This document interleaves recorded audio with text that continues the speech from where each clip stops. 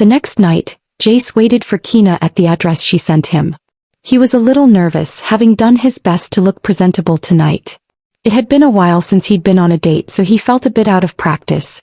After a few minutes, Keena arrived, looking as sophisticated as always. "Wow, you look really fine without your cafe uniform," Keena said with a playful smile. Jace rolled his eyes. "You've been stalking me for days, visiting my university. You know perfectly well what I look like without my work uniform," he replied. "I was simply trying to pay you a compliment," she said, feigning innocence. He cleared his throat. "Well, you look great too, as always," he admitted. Keena blushed despite herself. "Thank you, boyfie. So, will you tell me what we're doing tonight?" she asked eagerly. "No," he said simply. "Why are you like this? You always say no to everything I ask," she complained. "Because you always ask for ridiculous things," he replied. "You're so charming," she said sarcastically. Jace ignored her and opened the car door for her. "I didn't know you had a car," Keena remarked as he got in beside her. "I don't. I borrowed this," he admitted honestly. "You could have just told me. I'd buy you one," she said, as if a car were as simple as a coffee or a croissant. "No thank you. I'm fine. I have a bicycle, it's enough for me," he replied firmly. "What should I ask for you to finally say yes to something?" she teased. Jace smiled faintly. "Don't ask anything," he said. "You're not cool," she retorted. Jace drove them to a chic restaurant in an upscale neighborhood. Even though Keena was used to fancy spots, this was a place she'd never been before. "How did you find this place?" Keena asked, intrigued. "I used to work here as a waiter," he said simply. "You seem like a very hard worker," she observed. He shrugged. "Not everyone is born with a silver spoon in their mouth. Some of us have to work to eat," he said, his tone a bit firmer than he intended. Keena didn't respond right away. She knew they came from different worlds, but she didn't want those differences to create a barrier between them. The host guided them to the rooftop.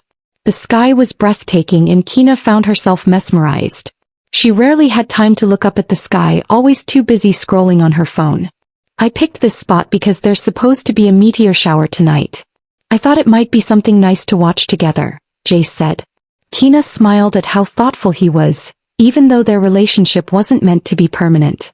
"That's very sweet," she said, feeling her cheeks warm. Jace glanced at her. "So Keena, tell me, what should I know about you? Other than the fact that you're rich, pretty, well-educated and everybody's type," he teased. Keena laughed at his memory of the things she always bragged about. "Well, I never know how to answer that question, to be honest," she said. "Me neither," he admitted, "but I wanted to start the conversation somehow. Do you have siblings? You seem like someone's big brother," Keena asked suddenly. Jace shook his head, amused by her unpredictable questions. "I have a little sister. She's turning 17 next month." Keena smiled. "I always wanted siblings, but I'm an only child," she said. "Yeah, you definitely look like an only child," he teased. "Should I feel offended by that?" she asked, raising an eyebrow. Jace chuckled softly. "It wasn't meant to offend you." "I'm sorry," he said. "You're very kind. I think I might love you even more," she said with a grin. Jace rolled his eyes. "Stop saying nonsense. You don't know me well enough to love me," he said. "I know you're kind, considerate, hardworking and proud. I know you have standards, you're smart enough to get into one of the most competitive universities in the country, and you never greet people when you start a conversation. Trust me, I know enough about you to marry you," she said cheekily.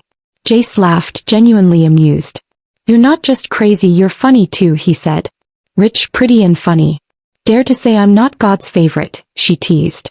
Jace looked at her, realizing he was enjoying her company far more than he'd expected. Rich kids like Keena were supposed to fit into a stereotype, but she didn't. She had personality. They spent the night chatting about all kinds of things, with Keena doing most of the talking. Jace noticed that she had a habit of biting her lower lip when she was deep in thought. She really was pretty, he had to admit to himself. How did he even end up having dinner with someone like her? "Oh, it's starting," he said, noticing the first shooting stars streaking across the sky. Keena tilted her head back, awestruck by the dazzling display. "This is probably the most beautiful thing I've ever seen," she whispered. "After my face, of course," she added playfully. Her comment caught Jace off guard, making him laugh. "Wanna get closer?" he asked, already standing. Keena followed him to the balcony of the rooftop, where they watched the meteor shower together. She couldn't hide her amazement. How did you even know about this? It's magical, she said, her eyes glued to the sky. Ever heard of a forecast? He teased. She smiled. Yeah, but I never actually pay attention to them, she admitted. So you're the type to go out without an umbrella, even if there's a hurricane warning, he said. Yes. I want my slow-motion K-drama moment, where my hero appears out of nowhere with an umbrella, she said dramatically. Jace looked at her in disbelief, and they both burst into laughter at the absurdity of her comment. They watched the meteor shower together, feeling subtly closer to each other. Even though they weren't a real couple or something that would last, this moment felt unforgettable. It was without a doubt the most magical first date ever.